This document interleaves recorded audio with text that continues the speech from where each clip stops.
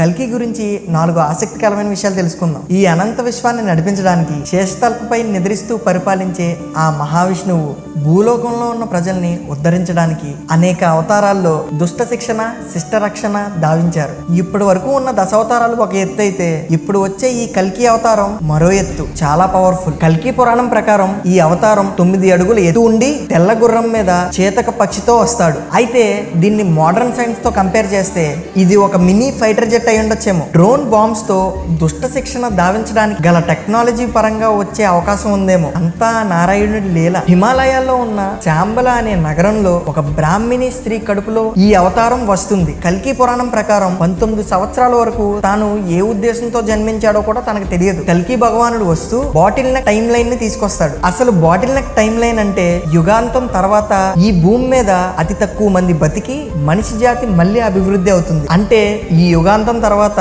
80% అంతరించి 20% మాత్రమే బతికి బయటపడతారు. కల్కి భగవానుడు ఎప్పుడైతే ఈ పాపాలు చేసే వారిని సంహరిస్తాడో అప్పుడు సత్యయుగం మొదలవుతుంది. ఈ సత్యయుగంలో ప్రజలు పంటలు కూడా పండించరు. కేవలం చెట్లకున్న పళ్ళు ఫలాలు తిని బతుకుతారు. ఏ ఒక్క జంతువుని హింసించరు. కల్కి భగవానుడు ఎలా ఉంటాడో ఎవరికీ తెలియదు. కల్కి పురాణం ప్రకారం 9 అడుగుల ఎత్తు ఉంటాడని మాత్రమే తెలుసు. ఒక హిడెన్ సీక్రెట్ ఏంటంటే తిరుమల గర్భగుడిలో వెంకటేశ్వర స్వామి కూడా 9 అడుగుల ఎత్తే ఉంటారు. జై శ్రీరామ్.